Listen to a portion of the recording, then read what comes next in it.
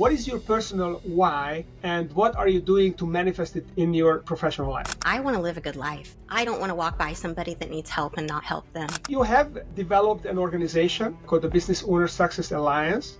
What is the mission of this organization? The mission around BOSA is to bring together advisors and mentors that have sound advice that can very easily address something that might change the trajectory of a business owner's decision. Why do you think that in general the risk management is not so much of a strength of entrepreneurs? The entrepreneurial journey is up and down. It's not for the faint of heart. So what do you see as being the best practice business development process in investment banking, if you can talk about it? In the investment banking space, and especially the middle market and lower middle market, we bring a very unique skill to a very important problem.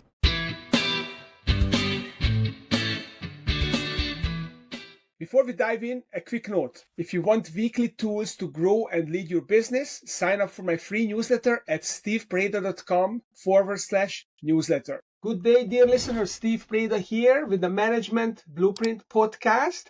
I'm the founder of the Summit OS Group, which developed the Summit OS business operating system.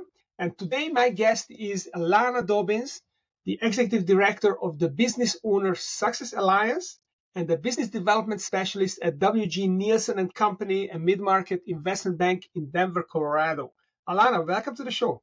Hi, Steve. It's such a pleasure to see you again. I enjoy every time I get to share a conversation with you.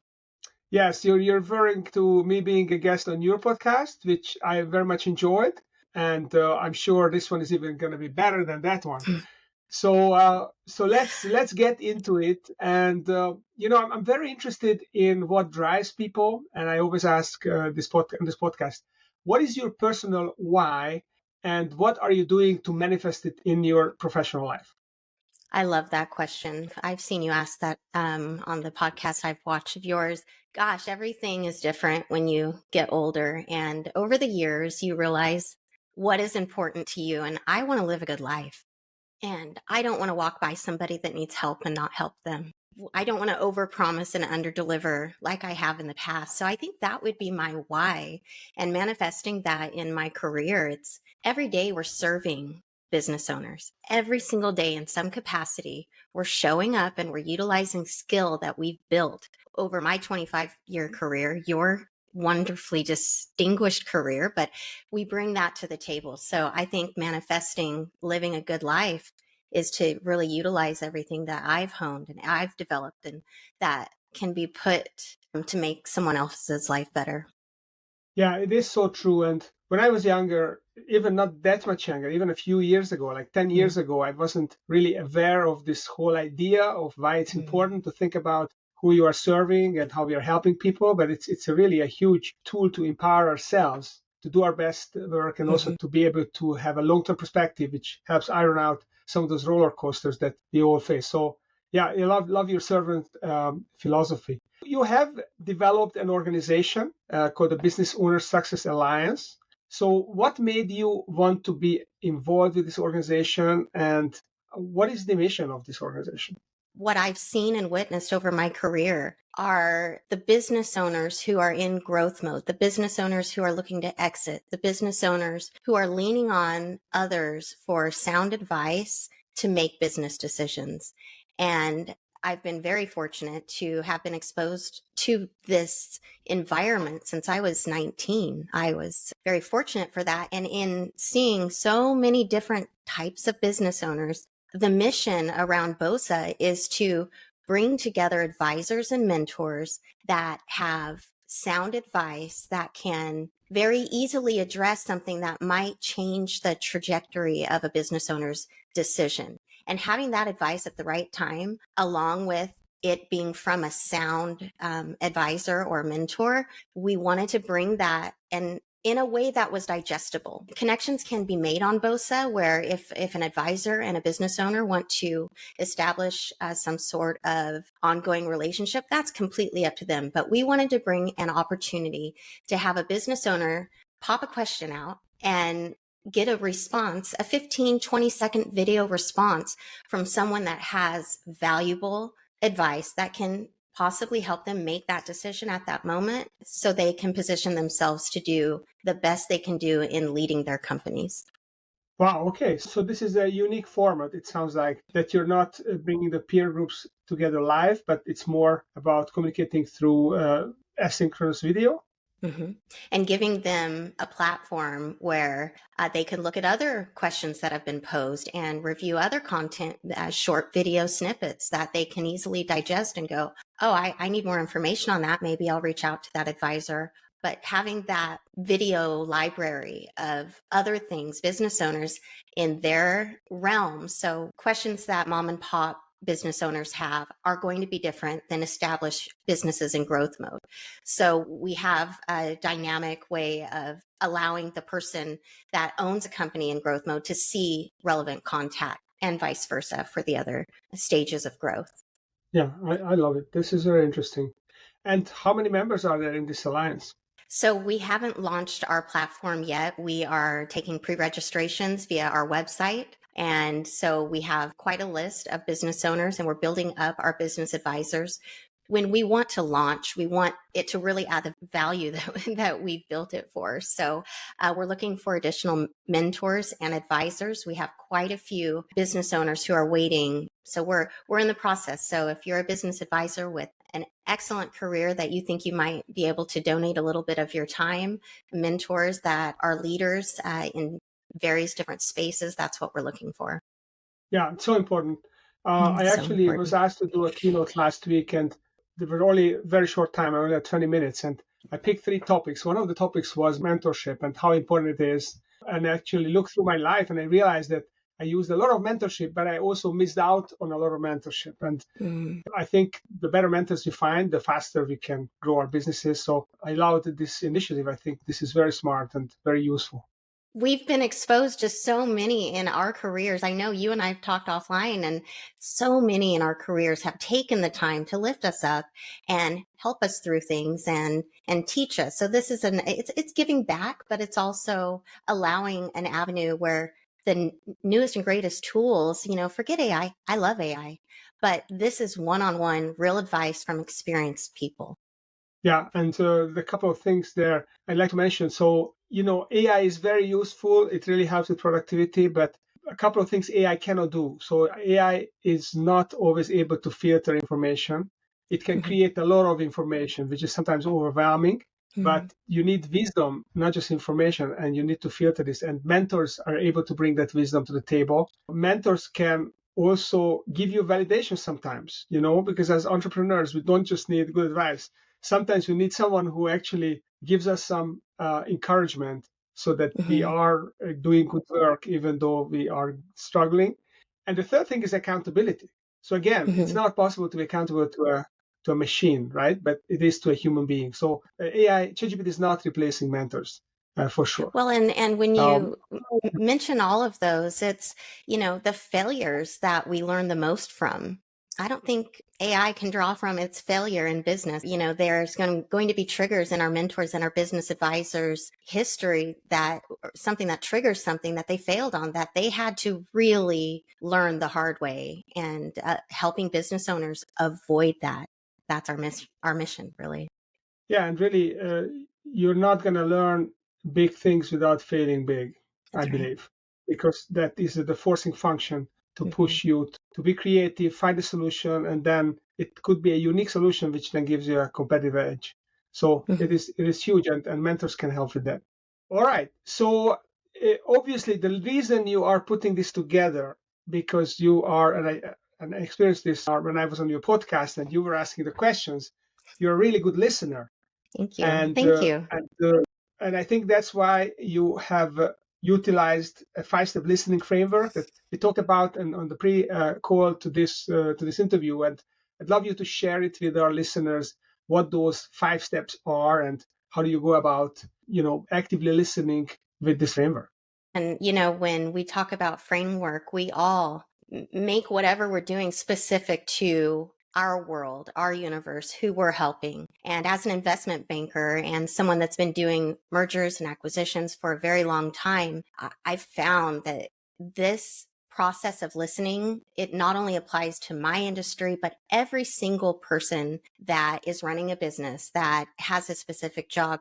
It's helped me immensely. For years and years, I wasn't the best listener. And when you come, everyone says, well, know your audience, know your audience. It's not just about knowing who you're talking to. It's about understanding what you're trying to get. What is the mandate of this conversation? Why am I here? So the first part of active listening for me is really taking a minute and going, okay, what am I looking to get out of this conversation? But what are they expecting in this conversation that I could bring to the table, that they're expecting me to bring to the table? It speaks to alignment. Alignment in our world is so important. Alignment around what we're trying to do for a client, what our client is trying to accomplish in a merger and acquisition transaction. What are our goals? How are we aligned around those goals? Bernard Ferrari, he wrote a book called Power Listening. Wonderful book. I would suggest anybody, business owner, advisor, anybody, read it or listen to it on Audible. So that first part of my active listening process is your mandate. What are you trying to do? And aligning around that.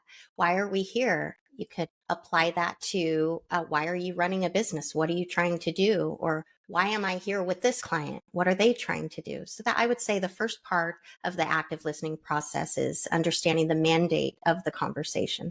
Okay. So now that you're present and you're aligned and you've brought to the table what you've come to talk about, what is the plan? So in a conversation with a business owner, maybe I'm going to ask him, what are the specific objectives that you have in place to accomplish your vision? So getting a plan conversation going, that is usually pretty scattershot. When you're first talking to someone and your conversation's centering around what they'd like to do, there's going to be a lot of talk about what their plan is, but then what they need to do their plan, who they have. So if you can kind of drill down and get more granular on the plan related to the conversation, the topic at hand, you could kind of dive deeper in every question. So what are you trying to accomplish? What will move your mandate forward?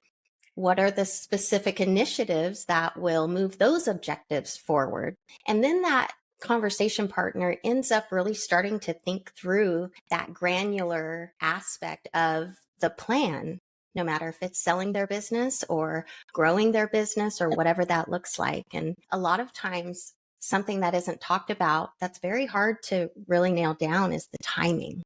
There's a lot of plans out there, but what does that timeline look like? I just wanted to reflect on this because as an investment banker, I also come from an investment banking background, although I left the profession about 12 years ago. But what I really noticed was that those clients who didn't have a mandate, maybe they just felt burnt out, they just wanted relief and they want to sell their business, or maybe they wanted the windfall that comes with it, but they didn't know what to do with their lives afterwards. They didn't have a mandate. They really struggled after selling their business. They struggled with meaning. They struggled with the new challenge of managing their money, which was uncomfortable for them. And they had FOMO. They missed their business because they couldn't channel their energies. And now I can really relate to this idea of what's the ultimate objective, and then how are we going to get there? That's the plan. So if someone knows what their mandate is and what their plan is, what's the next step? Welcome back. And if you haven't yet, grab my free weekly newsletter at steveprado.com/newsletter. Okay. And I want to just touch on what you said, because it's very important. What you just said, you brought up the risk. In that plan, along with timeline, which a lot of people have a general timeline, but as you get more granular, then you say, well, what are the risks we'll be facing? And our risks as advisors are a business owner that doesn't really have a plan after they sell their business. That's going to bring issues to them greater than they can possibly imagine. So what is the risk? Risk to us? What is the risk to them? So addressing risk in that plan bucket is always a really good idea. I'm glad you brought that up. Now that we've identified our mandate and we have a plan and we understand the plan, we've gotten more granular.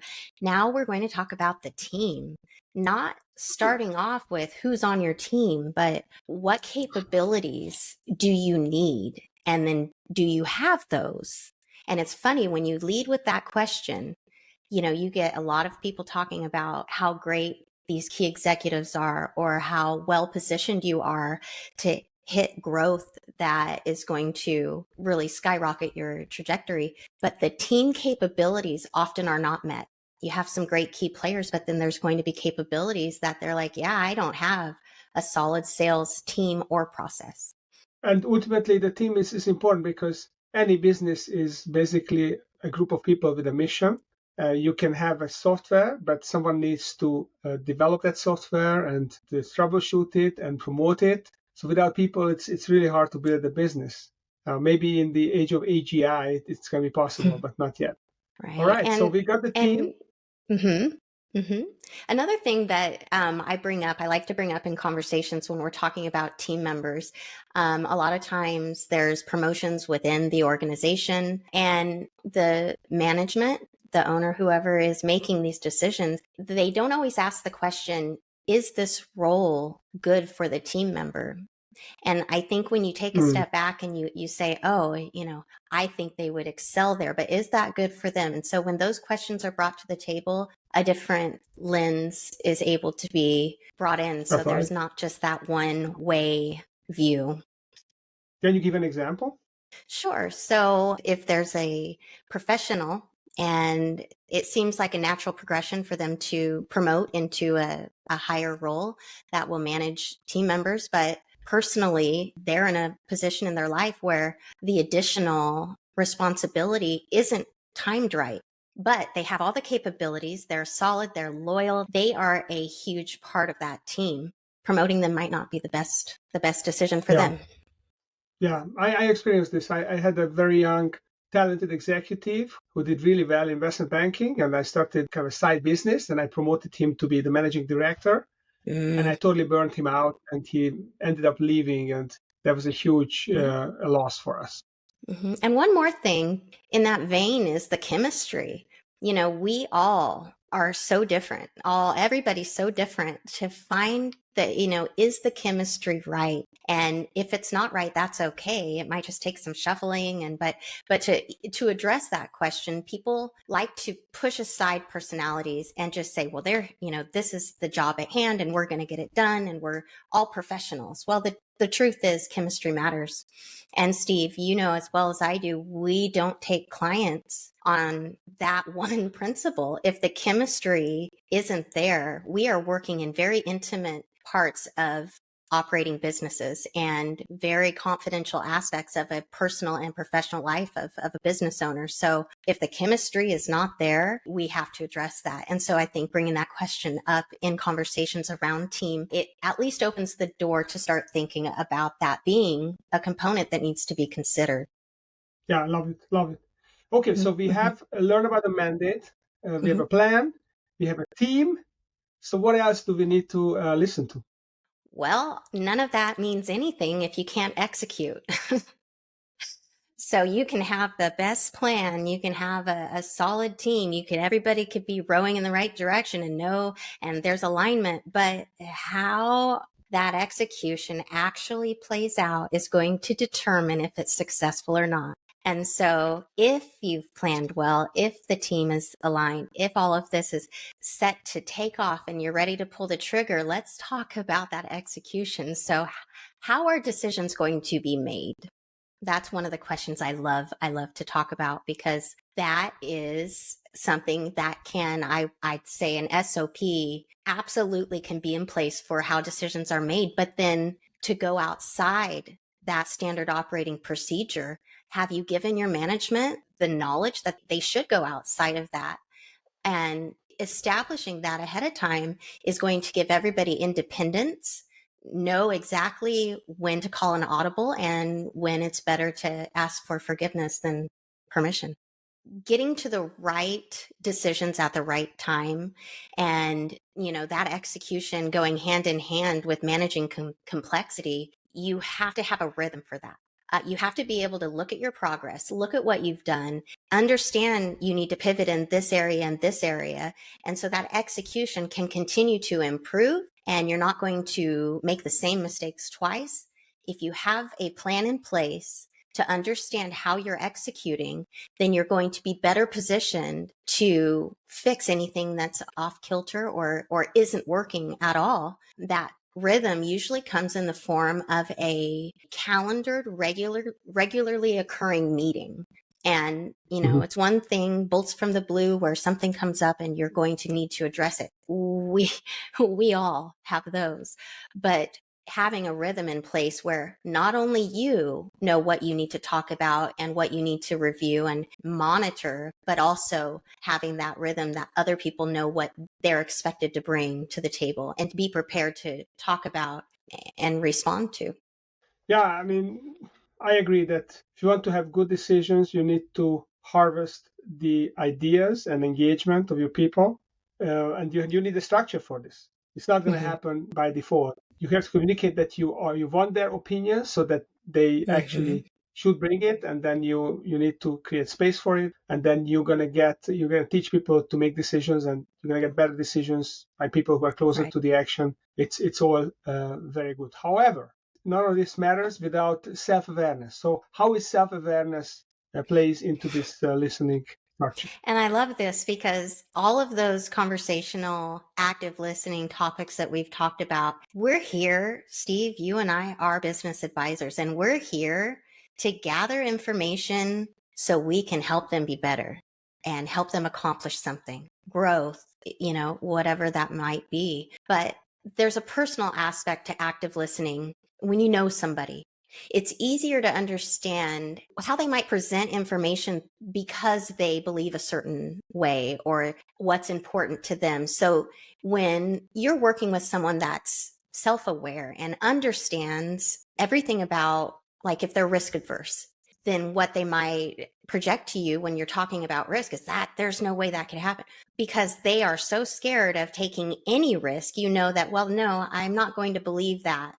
I know that it might be able to happen. They're just highly risk adverse. So being able to filter what you hear from a conversational partner and then understanding more about their personality and how they view things. And so some of the questions I might ask somebody I don't know well, and I like to lead with these, is, what do you value?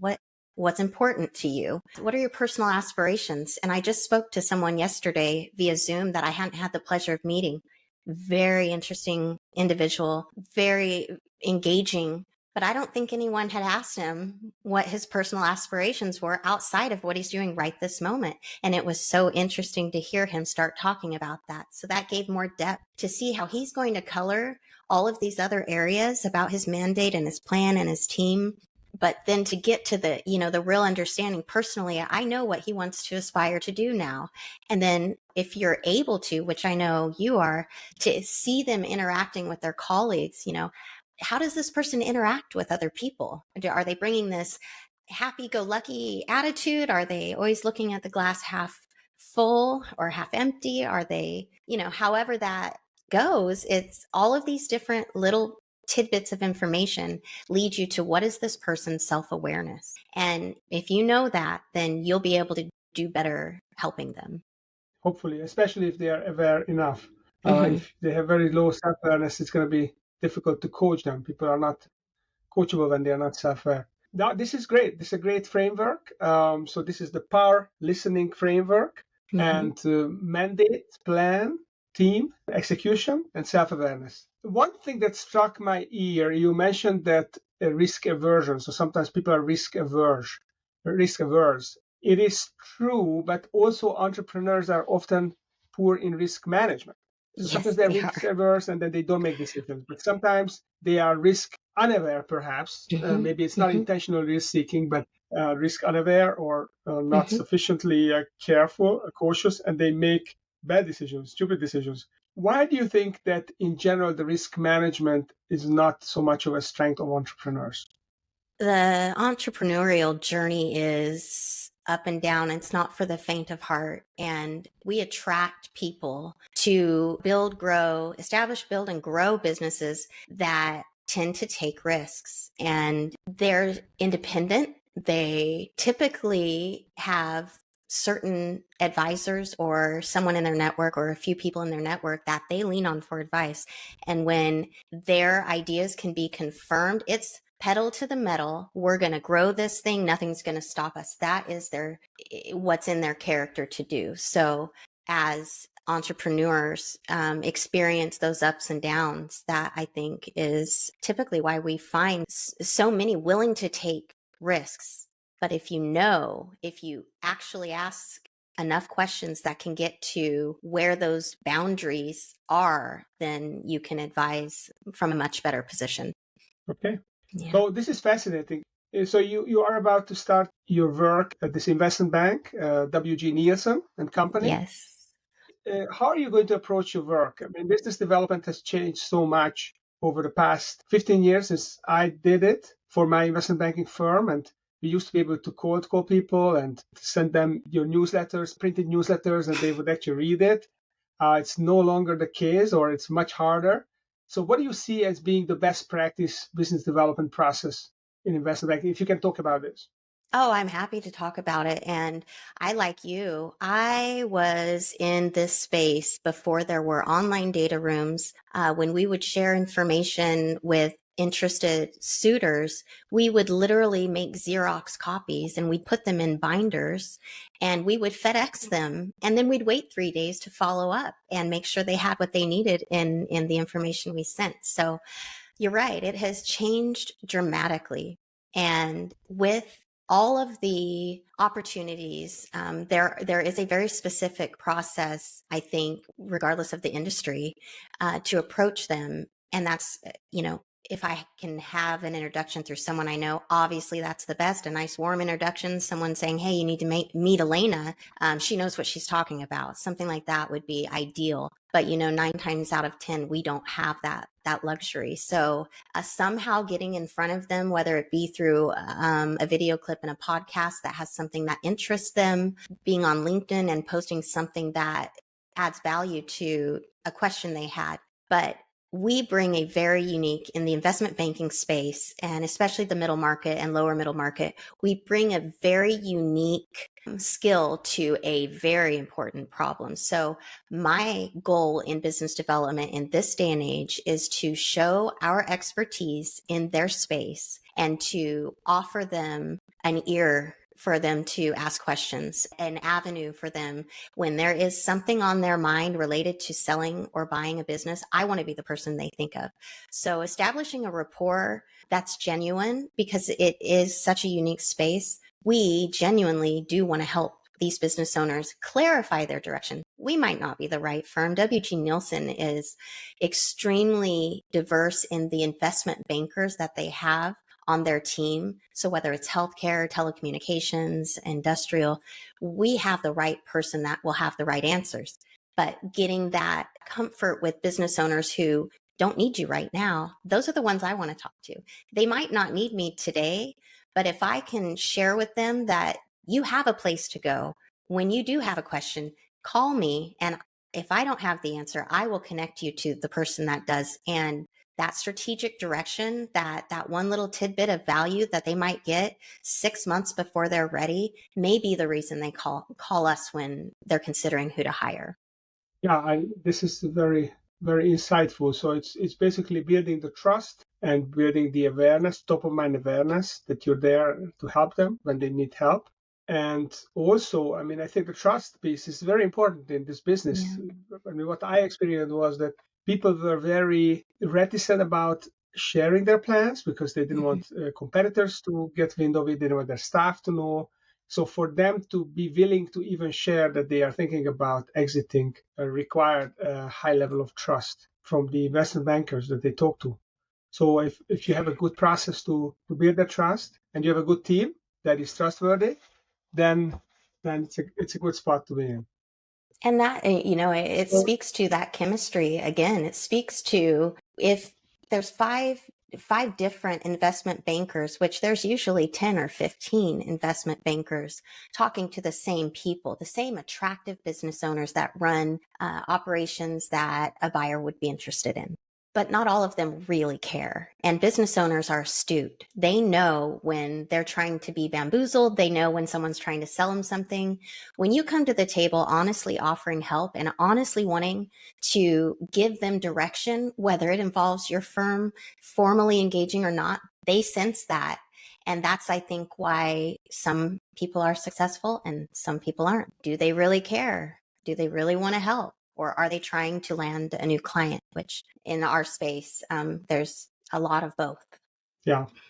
And that brings us full circle to your why, helping people and the servant leadership, why that is so important. So, Alana, if people would like to learn more about the Business Owner Success Alliance and potentially WG Nielsen, or they would just like to connect with you and maybe have a conversation or invite you to a podcast, where can they find you? Okay, well, I'm on LinkedIn. You can search Alana Dobbins. You'll be able to find me, Alana Dobbins. We are, as I mentioned, we are accepting applications for pre-registration on BOSA.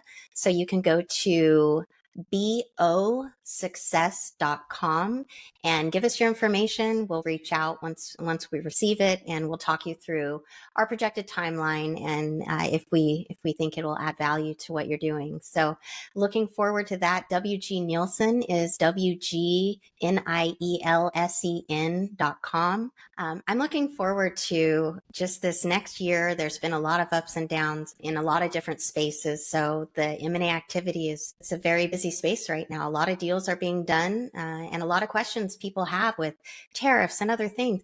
Speak to a professional. Don't try to figure it out on your own. We have answers. We can help guide you, and you don't formally engage anybody just to get advice on something like that. Reach out to people you respect, or someone like us, and we can help guide you. Okay, well, I can vouch for you, Alana. You're a great person. I would trust you with advice. So when I want to sell my company, which is not going to happen the next 5 years, I'll try to keep you in mind. Thank you. Yeah, thank you for coming on the show, to sharing your wisdom about powerful listening, about the Business Owner Success Alliance, for which I wish you success. Thank you. And those of you listening to this conversation, if you enjoyed and you found this informational, make sure you follow us on YouTube and on LinkedIn, and stay tuned, because we'll have an exciting entrepreneur or subject matter expert on the show every week. Thank you for coming, Alana. Thank you, Steve. This is always so much fun to talk with you. Thank you again. Thank you, and thank you for listening. I appreciate you listening today. Stay connected. Sign up for my free weekly newsletter at steveperito.com/newsletter.